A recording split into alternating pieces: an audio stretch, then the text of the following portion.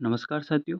आज के इस वीडियो में हम भारत के संवैधानिक विकास के ऊपर एक ही वीडियो में हम संपूर्ण अधिनियमों के बारे में चर्चा करेंगे और भारत में संवैधानिक विकास किस प्रकार हुआ, संविधान का निर्माण किस प्रकार हुआ, वो सभी इस वीडियो में जानेंगे। जब 1600 ईस्वी में ईस्ट इंडिया कंपनी की स्थापना हुई, उसके बाद से काफ़ी सारे अधिनियम ईस्ट इंडिया कंपनी के द्वारा जारी किए गए थे। 1857 की क्रांति के बाद में ये चले जाते हैं ब्रिटिश क्राउन के अंतर्गत। सर्वप्रथम हम देखेंगे ब्रिटिश ईस्ट इंडिया कंपनी के अंतर्गत कौन कौन से अधिनियम जारी किए गए थे। सर्वप्रथम जारी किए गए थे रेगुलेटिंग एक्ट 1773, फिर Pitt's India act 1784, charter act 1793, charter act 1813, charter act 1833, charter act 1853। ये सभी अधिनियम ब्रिटिश ईस्ट इंडिया कंपनी के द्वारा जारी किए गए थे। लेकिन 1857 की क्रांति के बाद में जितने भी अधिनियम थे उनके ऊपर नियंत्रण ब्रिटिश क्राउन का हो जाता है, ब्रिटिश ताज के अंतर्गत। ये 1858 से 1947 तक इनके द्वारा ही अधिनियम जारी किए जाते हैं। इनमें सबसे इम्पोर्टेंट है भारत परिषद अधिनियम 1909, 1919 वाला, 1935 वाला। सर्वप्रथम जारी किया गया था इनके द्वारा government of India act 1858, Indian council act 1861, Indian council act 1892, Bharat परिषद अधिनियम 1909 जिसे मार्लियामेंटो के नाम से भी जाना जाता है। फिर भारत सरकार अधिनियम 1919, भारत सरकार अधिनियम 1935, अगस्त प्रस्ताव 1940, क्रिप्स मिशन या क्रिप्स प्रस्ताव 1942, कैबिनेट मिशन 1946 और माउंट बेटन योजना 1947। ये सभी अधिनियम इतने ज़्यादा इम्पोर्टेंट है कि इन्हीं के द्वारा अपने भारतीय संविधान के निर्माण को एक मजबूत नींव मिली थी। सर्वप्रथम हम पढ़ेंगे कि ईस्ट इंडिया कंपनी के द्वारा जारी किए गए अधिनियमों के बारे में। 1773 का रेगुलेटिंग एक्ट ये भारतीय संविधान विकास की प्रक्रिया का पहला चरण माना जाता है। इस अधिनियम के द्वारा कंपनी के कार्यों को नियमित और नियंत्रित किया गया था। इसमें कंपनी के प्रशासनिक और राजनीतिक कार्यों को मान्यता दी गई थी। इसी अधिनियम 1773 के रेगुलेटिंग एक्ट के तहत 1774 में कलकत्ता में फेडरल कोर्ट की स्थापना की गई थी, जिसके मुख्य न्यायाधीश बने थे सर एलिजा एम्प्रे। और 1773 के रेगुलेटिंग एक्ट के समय ब्रिटिश प्रधानमंत्री थे Lord north. Pitt's India act ये 1784 में जारी किया गया था। इसे एक्ट ऑफ सेटलमेंट भी कहा जाता है। इस अधिनियम में कंपनी के व्यापारिक और राजनीतिक कार्यों को अलग कर दिया गया था, यानी कंपनी के व्यापार संबंधित और राजनीतिक कार्यों दोनों को अलग कर दिया गया था। इसी 1784 के पिट्स इंडिया एक्ट के तहत बोर्ड ऑफ कंट्रोल की स्थापना की गई थी। 1813 का चार्टर एक्ट ये ईसाई मिशनरी को धर्म प्रचार की छूट प्रदान करता है और इसी अधिनियम के तहत मुक्त व्यापार से संबंधित एक्ट पारित किया गया। इसी इसी के तहत चाय और चीनी के साथ व्यापार के अलावा कंपनी के सभी एकाधिकार को समाप्त कर दिए गए थे। यानी 1813 का चार्टर एक्ट के तहत कंपनी के अधिकारों को सीमित कर दिया गया था। इसमें भारतीय शिक्षा पर प्रति वर्ष 1 लाख रुपए खर्च करने का प्रावधान किया गया था। फिर हम पढ़ेंगे 1833 का चार्टर एक्ट। इसमें कंपनी के व्यापारिक एकाधिकार समाप्त कर दिए गए थे। इसमें बंगाल के गवर्नर जनरल को संपूर्ण भारत का गवर्नर जनरल बना दिया गया था और भारत के प्रथम गवर्नर जनरल बने थे बेटिंग, लॉर्ड बेटिंग। 1853 का चार्टर एक्ट ये सिविल सर्विस परीक्षा हेतु इस अधिनियम पारित किया गया था। इसी के तहत प्रथम सिविल सेवक ICS Indian civil service servant बने थे सत्येंद्र नाथ टैगोर। ब्रिटिश संसद द्वारा पारित किया गया अंतिम चार्टर एक्ट कौन सा था? 1853 का चार्टर एक्ट। 1853 के बाद परिस्थितियों में बदलाव आता है और 1857 की क्रांति के बाद कंपनी के जो एकाधिकार थे उनके ऊपर ब्रिटिश ताज के द्वारा अंकुश स्थापित किया गया था। 1857 की क्रांति के बाद 1858 में एक अधिनियम जारी किया गया जिसे इलाहाबाद घोषणा पत्र या फिर विक्टोरिया घोषणा पत्र भी कहा जाता है और इस अधिनियम का दूसरा नाम है भारत शासन अधिनियम 1858। ये 1857 की क्रांति के 1 साल बाद जारी किया गया था। कंपनी का शासन समाप्त कर दिया गया था और अब पूरे भारत पर नियंत्रण हो जाता है ब्रिटिश ताज का। शासन ब्रिटिश ताज के अधीन हो जाता है, यानी भारत पर संपूर्ण नियंत्रण ब्रिटिश ताज का हो जाता है। उसमें भारत सचिव पद का सृजन किया गया था। यानी प्रश्न बनता है कि किस अधिनियम के तहत भारत सचिव पद का सृजन किया गया? तो यह है 1858 के अधिनियम के तहत। इस भारत सचिव पद का सृजन करने में भारतीय परिषद होगी जिसमें 15 सदस्य होंगे। गवर्नर जनरल को भारत का वाइसराय बना दिया गया था। यानी 1858 के एक्ट के द्वारा क्या हुआ था कि गवर्नर जनरल को भारत का वाइसराय बना दिया गया था। 1858 के अधिनियम के द्वारा गवर्नर जनरल को भारत का वाइसराय बना दिया गया था और भारत के प्रथम वाइसराय बने थे लॉर्ड कैनिंग। फिर हम पढ़ेंगे 1861 का भारत शासन अधिनियम। इस अधिनियम के द्वारा भारत में विभागीय प्रणाली की शुरुआत हुई, यानी अलग अलग विभागों के तहत सभी कार्यों को बंटवारा किया गया था। इसमें मंत्रिमंडलीय व्यवस्था की शुरुआत की गई थी। गवर्नर को अध्यादेश जारी करने की शक्ति प्रदान की गई थी। वेरी इंपॉर्टेंट है कि 1861 के अधिनियम के द्वारा ही गवर्नर को अध्यादेश जारी करने की शक्ति मिलती है।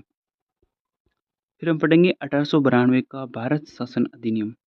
1892 का भारत शासन अधिनियम, इसमें विधान परिषद को बजट पर बहस करने का अधिकार दिया गया था और अप्रत्यक्ष निर्वाचन प्रणाली की शुरुआत भी 1892 के अधिनियम के द्वारा की गई थी। उसके बाद में सबसे महत्वपूर्ण अधिनियम आते हैं 1909 का अधिनियम और 1909, 1919 और 1935। इनसे हर परीक्षाओं में 2-3 प्रश्न बन ही जाते हैं। यूपीएससी प्री 2024 के अंतर्गत 1935 के अधिनियम से संबंधित एक प्रश्न आया था। अब हम पढ़ेंगे 1909 का अधिनियम। इस अधिनियम का पहला नाम तो ये हो जाएगा भारत शासन अधिनियम 1909। अब इस अधिनियम का दूसरा नाम ये है मार्ले मिंटो सुधार अधिनियम। अब इसको मार्ले मिंटो सुधार अधिनियम इसलिए कहा जाता है कि उस समय भारत सचिव थे मार्ले और वाइसराय थे मिंटो। तो इन दोनों के नाम के आधार पर इस 1909 के अधिनियम का नाम हो गया मार्ले मिंटो सुधार। इस अधिनियम के तहत सांप्रदायिक निर्वाचन प्रणाली की शुरुआत की गई थी। इसी अधिनियम के द्वारा अंग्रेजों ने एक रणनीति अपनाई थी, फूट डालो राज करो की नीति। इसमें मुसलमानों हेतु पृथक निर्वाचन प्रणाली की व्यवस्था की गई थी। पृथक निर्वाचन प्रणाली क्या होती थी कि जिस संप्रदाय का व्यक्ति खड़ा होता था उसको वोट सिर्फ उसी संप्रदाय के लोग ही दे सकते थे। तो इसी अधिनियम के द्वारा अंग्रेजों ने फूट डालो राज करो की नीति को बढ़ावा दिया था। इसमें केंद्रीय व राज्य विधान परिषद के आकार में वृद्धि की गई थी, यानी उनकी संख्या में वृद्धि कर दी गई थी और विधान परिषद की चर्चा के दायरे को बढ़ा दिया गया था। फिर हम पढ़ेंगे 1919 का भारत शासन अधिनियम।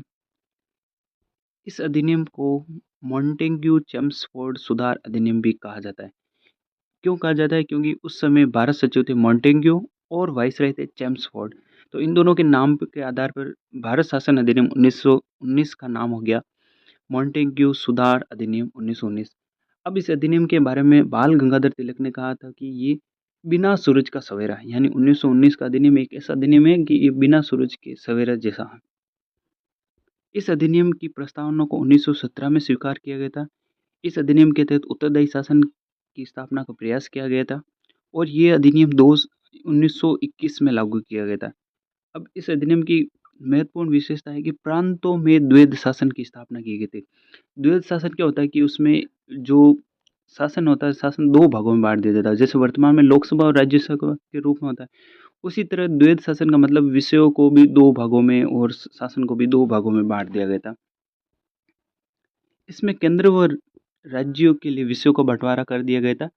राज्य या प्रांतीय विषय, राज्यों में कौन-कौन से 2 विषयों को बाँट दिए गए थे, यानी जितने भी विषय थे उनको 2 भागों में बाँट दिया।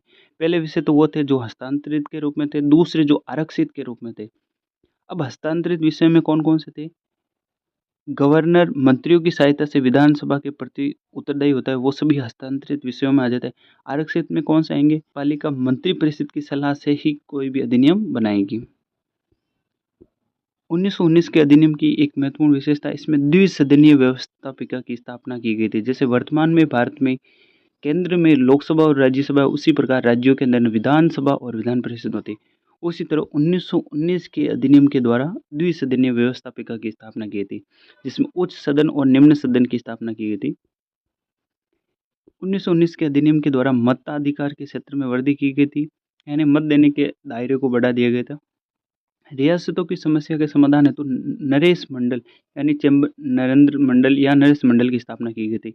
ये 10 वर्ष बाद जांच हेतु आयोग का गठन किया गया था, यानी उन्होंने कहा कि 1919 का जो अधिनियम बनेगा उसके 10 वर्ष बाद, यानी 1929, यानी 10 वर्ष बाद इस अधिनियम की समीक्षा की जाएगी। लेकिन इस समीक्षा को 2 वर्ष पूर्व यानी 1927 में ही एक आयोग गठन कर दिया गया था जिसे साइमन कमीशन कहा जाता है। ये बना था 1927 में। अब इस अधिनियम जब ये भारत में आया तो इसका विरोध इसलिए हुआ था कि इसके जितने भी सदस्य थे वो सभी अंग्रेज़ अधिकारी थे। 1926 में लोक सेवा आयोग का गठन किया गया था, यानी भारत में वर्तमान में जैसे है ना UPSC, union public service commission, इसकी स्थापना 1926 में की गई थी। भारतीय संविधान के निर्माण में सबसे अधिक महत्वपूर्ण भूमिकाएं हैं 1935 भारत शासन अधिनियम। भारतीय संविधान पर सर्वाधिक प्रभाव इसी का पड़ा है। इसमें 321 धाराएं थी और 10 अनुसूचियां थी।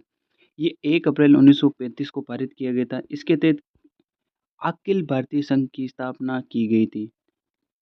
राज्य और रियासतों में एक इकाई के रूप में कार्य करें। इन्होंने कहा कि जो राज्य और रियासत है वो एक इकाई के रूप में कार्य करेगी। इस अधिनियम के द्वारा विषयों का बंटवारा कर दिया गया था, 3 भागों में बाँट दिया गया था। संघ सूची के विषय, राज्य सूची के विषय और समवर्ती सूची के विषय।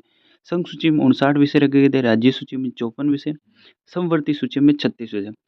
संघ सूची के जितने भी विषय थे उसमें केंद्र सरकार बना सकती थी कानून, राज्य सूची के विषय पर राज्य सरकार बना सकती थी, समवर्ती सूची में दोनों सम्मिलित रूप से बना सकते थे। अब जो अवशेष शक्तियाँ बच गई थी वो वायसराय को प्रदान की गई थी, यानी प्रश्न बनता है कि किस अधिनियम के तहत वायसराय को अवशेष शक्तियाँ प्रदान की गई थी, वो 1935 का अधिनियम है। इस एक्ट की स्वयं की प्रस्तावना नहीं थी, इसकी 1919 की प्रस्तावना मानी गई थी, यानी इस अधिनियम की खुद की कोई प्रस्तावना थी नहीं थी, लेकिन 1919 की जो प्रस्तावना थी वो ही इसमें मान ली गई थी। इसमें प्रांतीय स्वायत्ता को बढ़ावा दिए गए थे, यानी प्रांतों में द्वैध शासन 1919 के अधिनियम के द्वारा तो प्रांतों में द्वैध शासन की शुरुआत की जाती है और 1935 के अंतर्गत प्रांतों में द्वैध शासन को समाप्त कर दिया जाता है और वहां से समाप्त करके केंद्र में शुरू कर दिया जाता है। तो केंद्र में द्वैध शासन की शुरुआत 1935 के अधिनियम के द्वारा हुई थी। 11 प्रांतों में 6 द्विसदनीय व्यवस्था की थी। कौन कौन सी थी वो? बंगाल, बिहार, बम्बई, असम, मद्रास, संयुक्त प्रांत, इन सब में द्विसदनीय व्यवस्थापिका थी। इस अधिनियम के तहत दलित, महिला आदि के लिए एक पृथक निर्वाचन प्रणाली को भी अपनाया गया था। अब इसी अधिनियम के तहत एक और निर्वाचन प्रणाली का विस्तार किया गया था, वो थी सांप्रदायिक निर्वाचन प्रणाली। इसमें सिख, ईसाई, यूरोपीय, आंग्ल भारतीय आदि के लिए 1919 में किया गया था। यानी सांप्रदायिक सांप्रदायिक निर्वाचन प्रणाली का अगर प्रश्न बनता है कि किस अधिनियम के तहत किया गया था, वो 1919 के अधिनियम के तहत किया गया था। 1935 के अधिनियम के द्वारा भारत परिषद की समाप्ति कर दी गई थी, जो 1858 में बनी थी भारत परिषद, उसको 1935 में समाप्त कर दिया गया था। इसमें संघ व प्रांत हेतु अलग-अलग लोकसेवा आयोग की स्थापना की गई थी। इसमें संघीय न्यायालय की स्थापना 1935 के अधिनियम के द्वारा की गई थी और आरबीआई, भारतीय रिजर्व बैंक की भी स्थापना इसी के तहत की गई थी। और वेरी इंपॉर्टेंट, यूपीएससी 2024 के अंतर्गत ये प्रश्न पूछा गया था, किस अधिनियम के तहत बर्मा को भारत से, बर्मा यानी म्यांमार, म्यांमार को भारत से अलग 1935 के अधिनियम के तहत किया गया था और ये यूपीएससी 2024 में प्रश्न पूछा गया था। अब 1935 के अधिनियम को नेहरू जी ने कहा कि ये बिना इंजन और बिना ब्रेक का है। और दूसरा उन्होंने कहा कि यह दास तक का अधिकार पत्र है। मोहम्मद अली जिन्ना ने कहा कि ये सड़ा गला अधिकार है जो अस्वीकार्य है। भारत में संविधान विकास के अंतिम चरणों के बारे में पढ़ेंगे, यानी भारत में संविधान सभा की स्थापना किस प्रकार हुई और संविधान में कितने अनुच्छेद जुड़े, वो सभी इसमें पढ़ेंगे। 1895 में बाल गंगाधर तिलक द्वारा संविधान सभा पर विचार किया गया था सर्वप्रथम। 1922 में महात्मा गांधी द्वारा भारतीय संविधान भारतीय लोगों द्वारा निर्मित कहा गया, यानी 1922 के में महात्मा गांधी जी ने कहा कि भारत का संविधान भारतीय लोगों द्वारा ही बनाया जाएगा। 1928 में नेहरू समिति ने संविधान सभा की मांग रखी थी। संविधान सभा का व्यवस्थित विचार एम.एन. रॉय, मानवेंद्र नाथ रॉय ने व्यवस्थित विचार रखा था। 1935 में कांग्रेस ने आधिकारिक रूप से संविधान सभा की मांग की गई थी। ये काफ़ी बार एसएससी में पूछा गया था कि कांग्रेस ने कब आधिकारिक रूप से मांग की गई थी? 1935 में। 1938 में नेहरू जी ने सार्वभौमिक व्यस्क मताधिकार के माध्यम से चुनाव करवाने के लिए कहा गया था। लॉर्ड लिनलिथ को अगस्त 1940 में एक प्रस्ताव लेकर आए थे जिसे अगस्त प्रस्ताव कहा जाता है। ये संविधान सभा में पारित नहीं हुआ था। फिर 1942 में क्रिप्स प्रस्ताव आया था। ये भारतीय संविधान के गठन हेतु महत्वपूर्ण था। इसमें अप्रत्यक्ष निर्वाचन से गठन की बात की गई थी। प्रांतीय विधानसभा के निम्न सदस्यों द्वारा इनका चुनाव किया जाएगा। यानी क्रिप्स मिशन के द्वारा कहा गया कि जो जितने भी चुनाव होंगे वो अप्रत्यक्ष रूप से होंगे। अब हम पढ़ेंगे भारत में जब संविधान सभा की निर्माण हुआ तो वो किसके तहत हुए थे। तो कैबिनेट मिशन जिसे मंत्रिमंडल मिशन कहा जाता है 1946। तो भारत में संविधान सभा का चुनाव या निर्माण कैबिनेट मिशन 1946 के तहत किया गया था। ये 24 मार्च 1946 में दिल्ली में इसका गठन किया था। इसके 3 सदस्य थे। इसको कैसे याद रखेंगे? इसको याद रखने की ट्रिक है ए ल क। ए यानी अलेक्जेंडर, ए वी अलेक्जेंडर, ल यानी पैट्रिक लॉरेंस, क यानी स्टैफोर्ड किप्स। यानी इन्हीं तीनों सदस्यों ने मिलकर कैबिनेट मिशन बनाया था 1946। ये मिशन मई 1946 में रिपोर्ट पेश करता है। ये संविधान सभा के गठन की बात करते हैं। इस अधिनियम या संविधान सभा में 292 सदस्य थे, जो तो ब्रिटिश प्रांतों से चुन के आए थे, यानी एकल संक्रमणी या अप्रत्यक्ष रूप से चुनाव होकर 93 सदस्य देशी रियासतों से मनोनीत किए गए थे और 4 सदस्यीय केंद्र शासित प्रदेश अजमेर, बलूचिस्तान, कुर्ग, दिल्ली ये चीफ कमिश्नर के क्षेत्र थे और वहाँ से 4 सदस्य चुन के आए।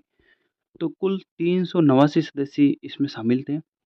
इसमें से 296 निर्वाचित थे। 296 कौन से निर्वाचित हो गए? 292 तो ये और 4 ये चीफ कमिश्नर वाले। अब जब ये संविधान सभा के सदस्यों का चुनाव हुआ, ये आनुपातिक प्रतिनिधित्व चुनाव प्रणाली अपनाई गई थी।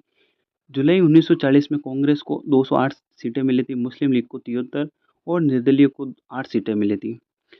इसमें जब मुस्लिम लीग की सीटें कम मिली तो उन्होंने मुस्लिम लीग ने चुनाव पक्ष में नहीं आने के कारण इन्होंने एक प्रत्यक्ष कार्रवाई दिवस मनाया गया था। ये इन्होंने मनाया था 16 अगस्त 1946 को। इन्होंने कहा कि ये प्रत्यक्ष कार्रवाई और चुनाव हमारे पक्ष में नहीं हुआ। इसमें चुनाव 10 लाख की जनसंख्या पर एक सीट का प्रावधान रखा गया था और इसमें वर्गीय आधार पर सामान्य, मुस्लिम और सिख 3 वर्गों के आधार पर इन्होंने सीट रखी थी और 10 लाख की सदस्यों पर एक सीट, यानी 10 लाख की जनसंख्या है तो वहाँ पे एक सीट। फिर वेरी इंपॉर्टेंट है, संविधान सभा की पहली बैठक हुई थी 9 दिसंबर 1946 और दूसरी बैठक यानी 2 दिन बाद में 11 दिसंबर 1946। जब 9 दिसंबर को बैठक हुई तो उसके अस्थायी अध्यक्ष चुने गए थे डॉक्टर सच्चिदानंद सिन्हा और स्थायी अध्यक्ष चुने गए थे डॉक्टर राजेंद्र प्रसाद। यानी सर्वप्रथम अस्थायी अध्यक्ष थे डॉक्टर सच्चिदानंद सिन्हा। ये प्रश्न है जैसे कि जैसे यूपीएससी 2024 प्री में पूछा गया था कि संविधान सभा के अस्थायी अध्यक्ष कौन थे, तो वो थे सच्चिदानंद सिन्हा। संविधान सभा के संवैधानिक सलाहकार बनाए गए थे बी एन राव और संविधान सभा की तीसरी बैठक हुई थी 13 दिसंबर 1946। पहली हुई थी 9 दिसंबर, दूसरी 11 दिसंबर, तीसरी हुई थी 13 दिसंबर 1946। 13 दिसंबर 1946 को जब तीसरी बैठक हुई उसमें एक प्रस्ताव पेश किया गया था जिसे उद्देश्य प्रस्ताव कहा जाता है। ये नेहरू जी के द्वारा प्रस्तुत किया गया था। ये प्रस्ताव 22 जनवरी 1947 को पारित हो गया था। 24 जनवरी को एस सी मुखर्जी के द्वारा इन्हें बना दिया गया था। 24 जनवरी 1947 को एस सी मुखर्जी को संविधान सभा का उपाध्यक्ष बना दिया गया था। अध्यक्ष तो थे डॉक्टर राजेंद्र प्रसाद और उपाध्यक्ष थे एच सी मुखर्जी। अब संविधान सभा की प्रारूप को बनाने के लिए इसके अध्यक्ष बनाया गया था बी एन राव। संविधान सभा का पहला प्रारूप बी एन राव के द्वारा बनाया गया था।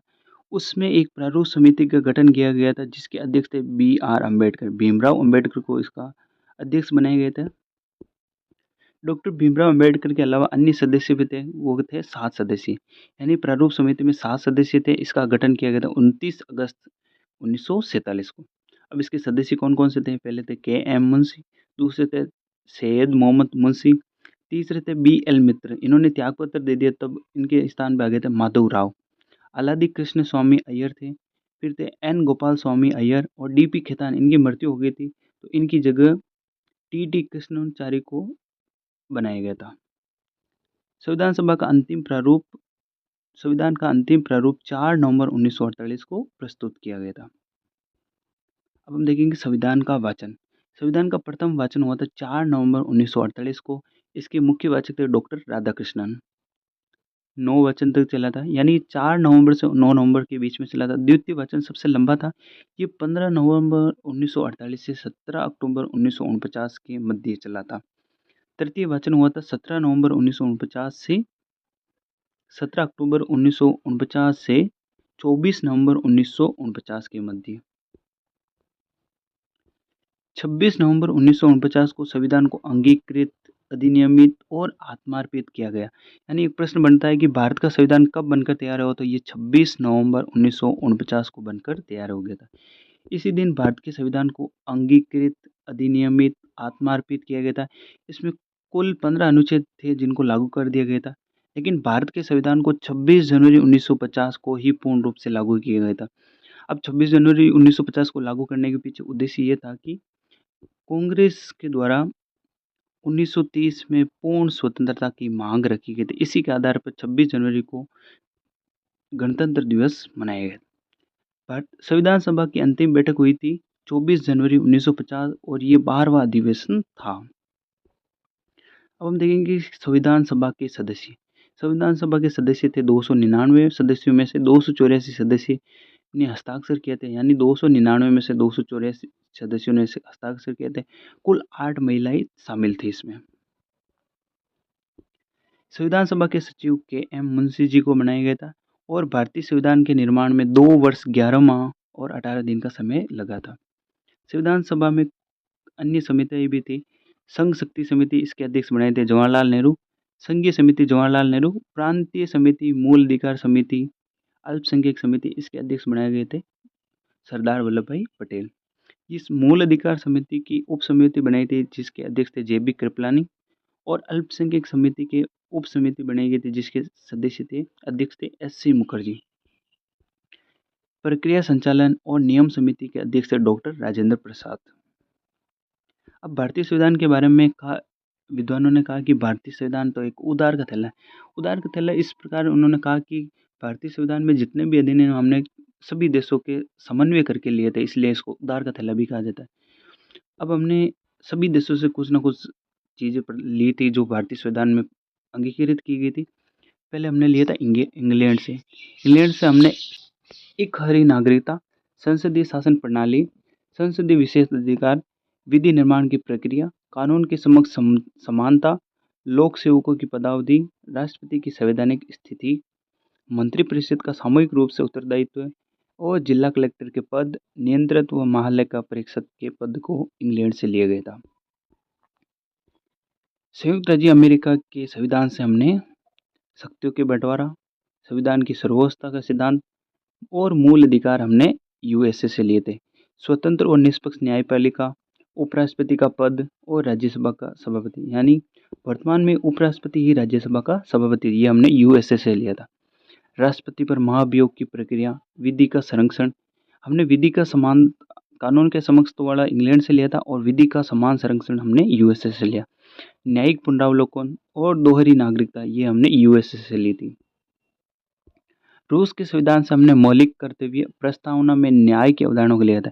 लेकिन एक बात ध्यान रखने योग्य है कि मूल संविधान के अंतर्गत मौलिक कर्तव्य कहीं भी शामिल नहीं थे, लेकिन 44वें संविधान संशोधन 1978 के तहत 44वें संविधान संशोधन 1978 के तहत मौलिक अधिकारों को जोड़ा गया था। ये रूस से लिए गए थे और 10 मौलिक कर्तव्य जोड़े गए थे।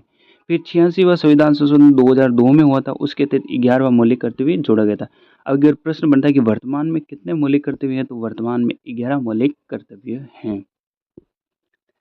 कर्नाटक के संविधान से हमने संघात्मक शासन व्यवस्था, राज्यपाल के पद का उल्लेख, आवश्यक शक्तियों या आवश्यक विषयों का केंद्र के पास होना, यह लिया था।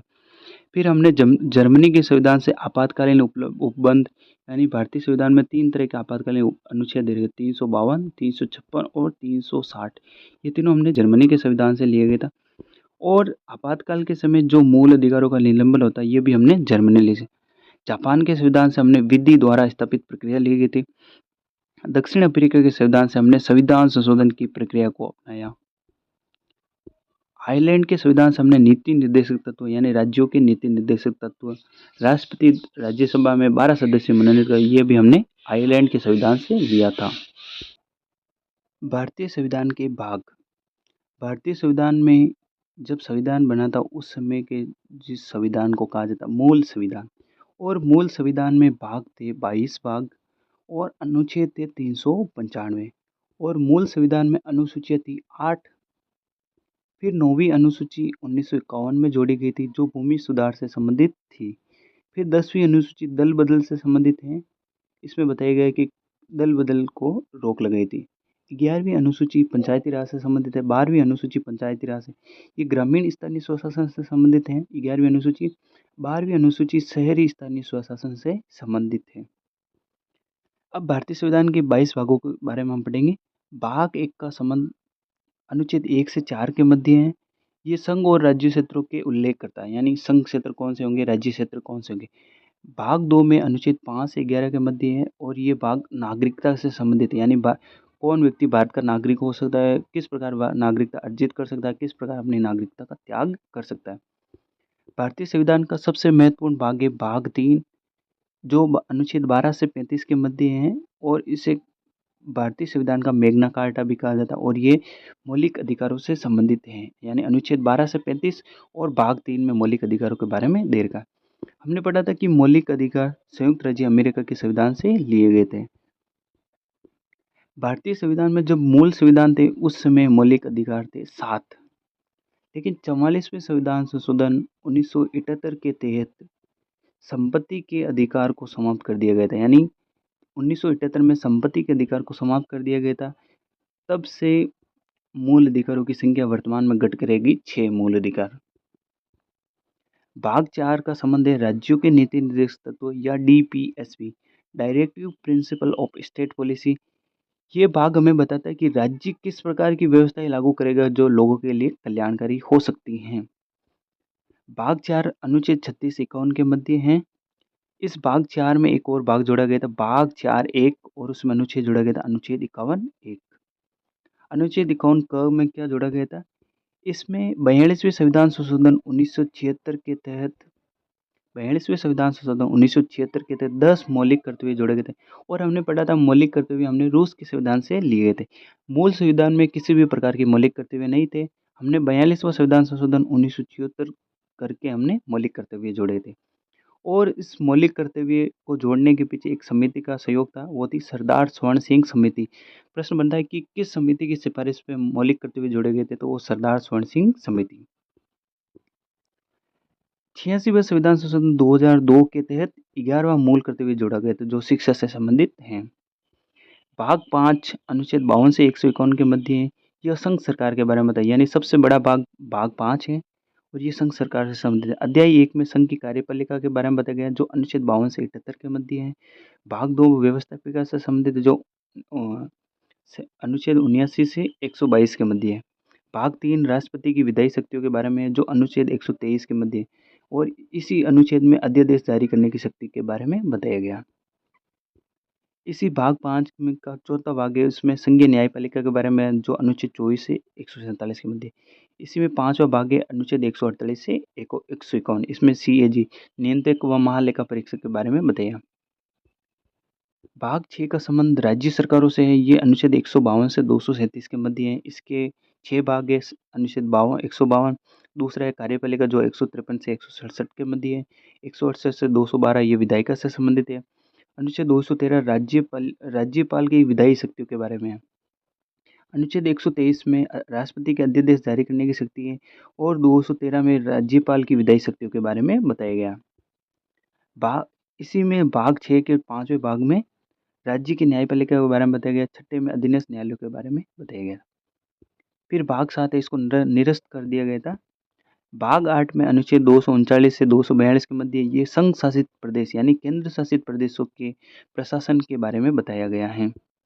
भाग 9 का संबंध अनुच्छेद 243 से 243 तक है। ये पंचायती राज से संबंधित है और ये 73वें संविधान संशोधन के द्वारा ये जोड़ा गया था अनुच्छेद 243 में 243 से 243 में। ये यूपीएससी 2024 प्री में पूछा गया था कि नगर पालिकाओं के स्वशासन या नगर पालिकाओं के शासन से संबंधित कौन सा भाग है, तो भाग 9(1). भाग 9 क में अनुच्छेद 243 त से 243 यह 6 तक नगरीय स्वशासन के बारे में, ये 74वें संविधान संशोधन से संबंधित है। भाग 9 ख का संबंध सहकारिता से है। ये अनुच्छेद 243 ZH से 243 ZT के मध्य है।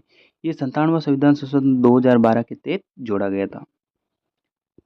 भाग 10 का संबंध अनुच्छेद 244 से 244 क के मध्य है और ये अनुसूचित जनजाति क्षेत्र के प्रशासन से संबंधित है। भाग 11 का संबंध अनुच्छेद 245 से 263 के मध्य है और संघ और राज्यों के मध्य संबंध के बारे में बताया गया है कि विधायी संबंध कैसे होंगे, प्रशासनिक संबंध किस प्रकार के होंगे।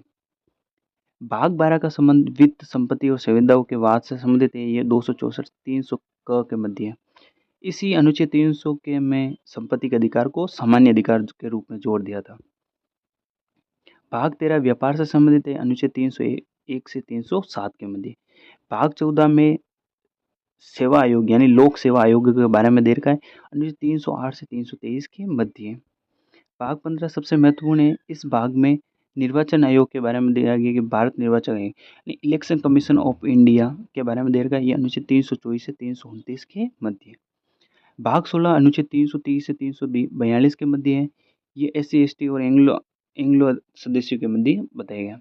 भाग 17 में राजभाषा से संबंधित है और इसमें कुल 22 भाषाओं को मान्यता प्रदान की गई है। और इससे संबंधित एक प्रश्न बना था कि 71वें संविधान संशोधन द्वारा कौन सी भाषाएं जोड़ी गई थी, तो वो थी कोंकणी, मणिपुरी और नेपाली। ये UPSC 2024 में प्रश्न आया था।